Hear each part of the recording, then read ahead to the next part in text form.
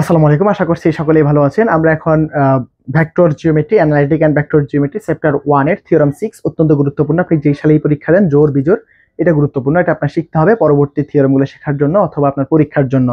যে বিজোড় তার জন্য হয়তো এটা ইম্পর্টেন্ট বেশি, বা যে জোর তার জন্য এটা বেশি কম বেশি important.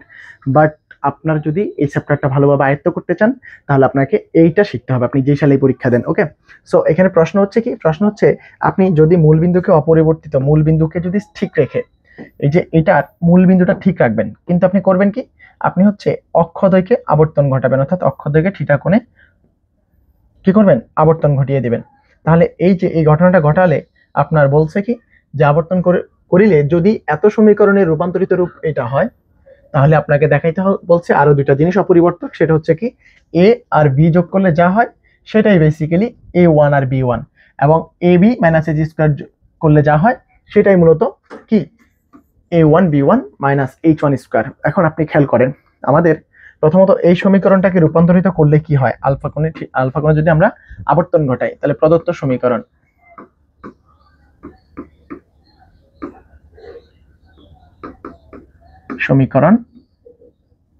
ax square plus 2hxy plus by square equals to 0। তাহলে এখন কি, অক্ষদ্বয়কে থিটা ডিগ্রি কোণে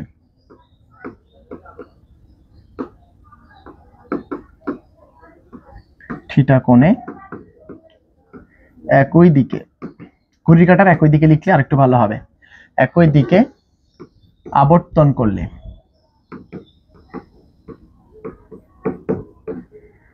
ঘটালে সমীকরণটাতে আমরা কি লিখবো, আমরা লিখবো হচ্ছে x এর জায়গায় লিখবো হচ্ছে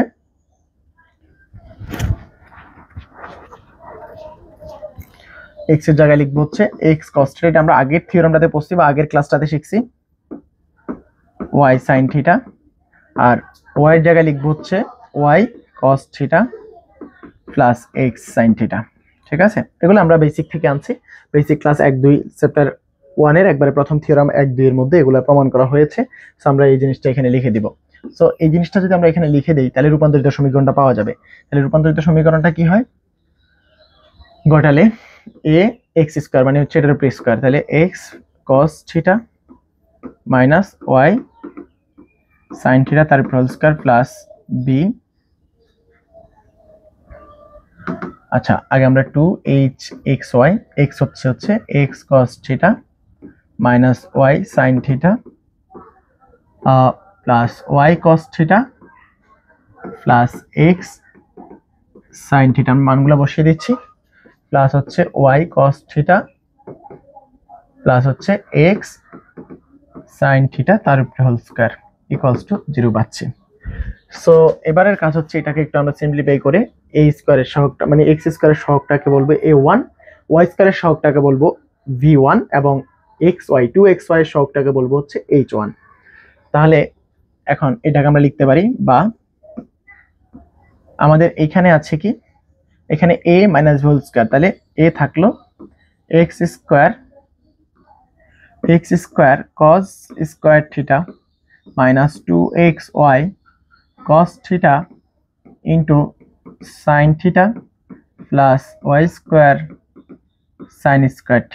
ওকে, দেন এই পাশটাতে কি থাকতেছে, 2hxy cos স্কয়ার θ, তারপরে এটার সাথে এটা গুণ করলে x স্কয়ার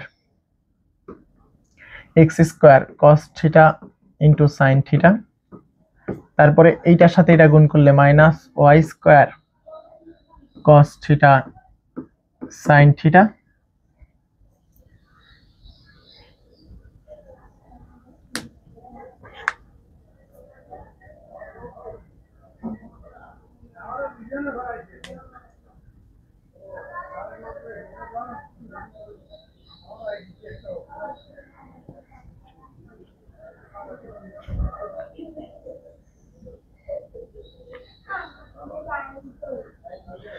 ওকে। তো এরপরে কি থাকছে আমাদের, একটা দুইটা তিনটা টার্ম হলো।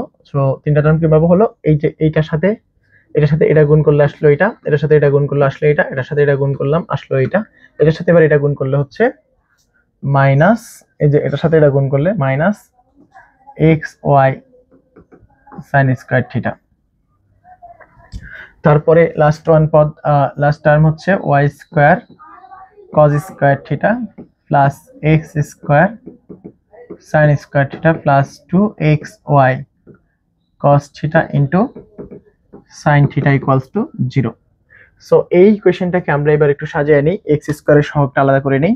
তাহলে আমরা যখন এক্স স্কয়ারটা কমন নিব, এখানে থাকতেছে হচ্ছে a cos স্কয়ার থিটা, এখানে আর কোনো এক্স স্কয়ার যুক্ত টার্ম নেই, এখানে এক্স স্কয়ার যুক্ত টার্ম আছে, সেখানে আমরা যদি এক্স স্কয়ার কমন নিয়ে ফেলি তাহলে থাকবে হচ্ছে 2h cos থিটা ইন্টু হচ্ছে সাইন থিটা। এই টার্মে আর কোনো এক্স স্কয়ার নেই, লাস্ট টার্ম যেটা সেটাতে আছে এক্স স্কয়ার, কমন নিয়ে নিলে আমাদের থাকবে হচ্ছে সাইন স্কয়ার থিটা। আমি একটু ভুল করছি মেবি, হ্যাঁ আমি একটু অবশ্যই ভুল করছি, ভুল না করলে তো হয় না, কারণ আমাদের ইকুয়েশনে সর্বশেষ যে টার্মটা সেখানে কিন্তু আমার একটা ভি ছিল, এই যে এই ভি ছিল, এই ভিটা আমি এখানে দেই নাই। সো ভিটা দেই নাই মানে 3 নাম্বার যে a square a plus b whole square আসছে, এখানে বি আসবে, এইখানে বি আসবে এবং এইখানেও বি আসবে। তাহলে এখন আমাদের এক্স স্কয়ার কমন নিলে এই যে এখান থেকে এক্স স্কয়ার কমন নিলে এখানে V square V sign square theta আসবে, তাহলে এখানে একটা বি আসবে। তাহলে এক্স স্কয়ারের যুক্ত কমন যুক্ত পদ আমরা নিয়ে নিলাম এক্স স্কয়ার। দেন আমরা এবার ওয়াই স্কয়ার কে নিব। তাহলে ওয়াই স্কয়ারটা কোথায় আছে? ওয়াই স্কয়ারটা প্রথম টার্মে আছে, অবশ্যই আছে। তাহলে এখানে থাকতেছে হচ্ছে a sin স্কয়ার থিটা, তারপরে এখানে ওয়াই স্কয়ার কোথায় আছে? এই যে এটাতে। তো ওয়াই স্কয়ার কমন নিয়ে ফেললে তাহলে থাকবে হচ্ছে 2h cos theta into sin theta.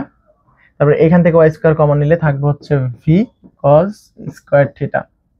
তাহলে ওয়াই স্কয়ার কমন নিয়ে নিলাম। এবার আমরা হচ্ছে xy কমন নিব। তাহলে xy যুক্ত পদটা আমরা এখন কমন নিয়ে ফেলবো। তাহলে xy আছে কোথায়? এখানেও আছে। প্রত্যেকটা টার্মে কি 2xy আছে? 2xy 2xy, হ্যাঁ প্রত্যেকটা টার্মে 2xy আছে, আমরা 2xy কমন নিয়ে নিতে পারি। 2xy যদি আমরা কমন নেই তাহলে প্রথম টার্ম থেকে 2xy কমন নিলে a minus a cos theta sin theta থাকে, তাহলে minus a cos theta into sin theta থাকলো। সেকেন্ড টার্ম থেকে 2xy কমন নিলে এখানে থাকবে হচ্ছে h cos square theta, 2xy common নিলে minus h sin square theta. Okay, last term যেখান থেকে আমরা 2xy কমন নিয়ে ফেললে, এখান থেকে 2xy কমন নিয়ে ফেললে v cos theta into sin theta equals to 0 হবে। সো এই হচ্ছে আমাদের টোটাল টার্ম, আমরা প্রত্যেকটা টার্ম আমরা লিখে ফেলছি। ওকে, সো এবার একটু খেয়াল করেন, আমরা যেটা বলতে চাই এটা সমান কি লিখতে চাই? এটা সমান আমাদের প্রশ্নে বলছে এটা সমান হচ্ছে রূপান্তরিত ইকুয়েশন যেটা, সেটা হচ্ছে মূলত এই যে এইটা। তাহলে আমরা কি বলতে পারি? এটাকে আমরা লিখতে পারি, বা এটা হচ্ছে পুরাটা a1, তাহলে a1 x স্কয়ার প্লাস এই যে এটা হচ্ছে 2xy টা ফিক্সড, আর সাথে যেটা আছে সহগ পুরাটা হচ্ছে h1, তারপরে plus b1y square equals to 0। তো এটা হচ্ছে আমাদের রূপান্তরিত সমীকরণ, এটাকে আমরা দিলাম 2। এখন একটু খেয়াল করেন, আমাদের এইটা হচ্ছে a1, এইটা হচ্ছে আমাদের b1, আর এটা হচ্ছে আমাদের h1। আমরা এগুলো একটু লিখে ফেলি। তাহলে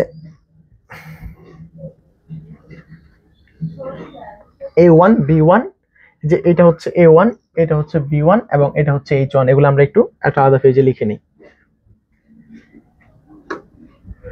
তাহলে আমাদের a1 সমান কি ছিল, b1 সমান কি ছিল এবং h1 সমান কি ছিল, আমরা এগুলো এখানে লিখে ফেলি। তাহলে এখন আমরা কি পেলাম? a1 b1 এবং h1 এর ভ্যালু পেলাম হচ্ছে এগুলো। আমাদের দেখাইতে হবে কি এখন? আমাদের দেখাইতে হবে এখন যে a1 প্লাস b1 এর ভ্যালু কত। a1 আর b1 এর ভ্যালু আমাদের দেখাইতে হবে কি a প্লাস b, রাইট? তো যোগ করে দিই আমরা, এই দুটো যোগ করে দিলে কি হয়? এই দুটো যোগ করে দিলে কি হয়? আমরা এটাকে 1 নং, এটাকে 1 নং না, যারা আমাদের ওখানে কত নং ছিল? আমাদের এখানে এটা ছিল হচ্ছে আমাদের 2 নং, তাহলে ওটাতে আমরা দেব হচ্ছে 3 4, তাহলে এটা দিলাম হচ্ছে আমরা ধরেন 3, আর এটাকে দিলাম হচ্ছে 4, এটাকে দিলাম হচ্ছে আমরা 5, এগুলো দিয়েই তো আমরা দেখাবো, রাইট? সো এখন এই দুটো যোগ করা মানে হচ্ছে কি 3 যোগ 4 থেকে পাই a1 plus b1 equals to, দেখো এই দুটা থেকে আমরা a কমন নিলে থাকে হচ্ছে cos square theta plus sin square theta. এই দুটো থেকে v কমন নিলে থাকে হচ্ছে cos square theta plus sin square theta. এই দুইটা আসলে সেম জিনিস, যোগ করলে শূন্য হয়ে যাবে, যে এইটা এটা সেম জিনিস, যোগ করলে শূন্য। সো এই দুটো, এটার মান 1, এটার মান 1, থাকতেছে হচ্ছে a প্লাস b। সো আমাদের দেখানো হয়ে গেল কি a1 plus b1 equals to a plus b। এখন আমাদের দেখাইতে হবে কি ab মাইনাস h স্কয়ার আসবে কি করলে a1 b1 h1 স্কয়ার করলে। সো আমরা এই a1 b1 এবং h1 বের করার জন্য আমাদের এখানে একটু কাজ করতে হবে। সেই কাজটা ত্রিকোণমিতির খেলার কিছুই না। তো আমরা a1 আর b1 কে গুণ করে নেই। তাহলে a1 b1 গুণ করলে কি হয়,